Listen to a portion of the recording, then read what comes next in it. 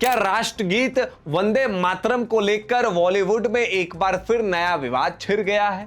दिग्गज अभिनेत्री शर्मिला टैगोर के एक हालिया बयान पर कंगना रनौत ने तीखा पलटवार किया है। दरअसल शर्मिला टैगोर ने एक इंटरव्यू में कहा था कि जो लोग एक ईश्वर पर विश्वास करते हैं उनके लिए वंदे मातरम के बाद के छंदों को स्वीकार करना थोड़ा कठिन हो सकता है।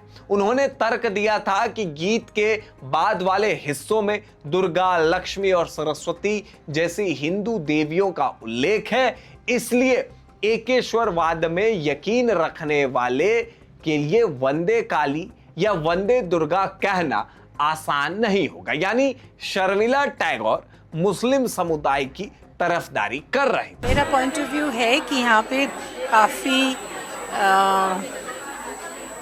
रिलीजन के लोग रहते हैं, मजहब के लोग रहते हैं जो एक गॉड में विश्वास करते हैं, single god, not many gods. और वंदे मातरम के जो स्टैंजा है वो वंदना करते हैं मैनी गॉड्स। आप पढ़ेंगे उसको तो आपको पता चलेगा, उसमें all the gods are mentioned by name. तो वो जो एक रिलीजन में विश्वास करते हैं उनके लिए मुश्किल है कहना कि वंदे काली, वंदे दुर्गा, वंदे, मुश्किल है। तो इसीलिए अगर इंडिया में जितने रिलीजन के लोग हैं उसको अगर हम इकट्ठा साथ लेके चले तो पहला 2 स्टैंजा इज वेरी गुड।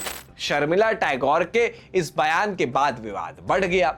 बयान पर कंगना रनौत ने अपनी प्रतिक्रिया दर्ज कराई। कंगना ने कहा कि वो व्यक्तिगत रूप से शर्मिला टैगोर का बहुत सम्मान करती हैं, लेकिन एक कलाकार होने के नाते उनके विचारों से हैरान है। कंगना ने समझाया कि किसी भी कविता या गीत में शब्द रूपक होते हैं।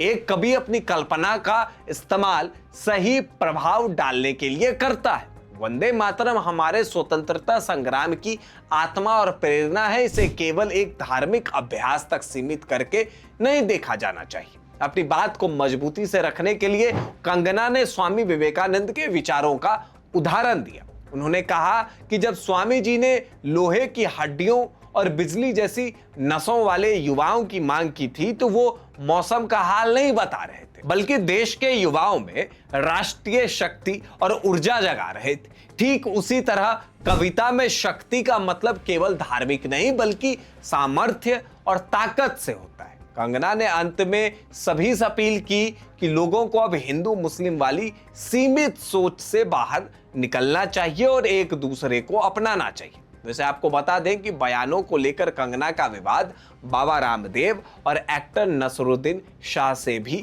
हो चुका है। इसी बीच बीजेपी के तरफ से भी शर्मिला टैगोर के बयान पर पलटवार आया है। वैसे आप शर्मिला टैगोर के इस बयान को किस तरीके से देखते हैं, हमें कमेंट में जरूर बताएं।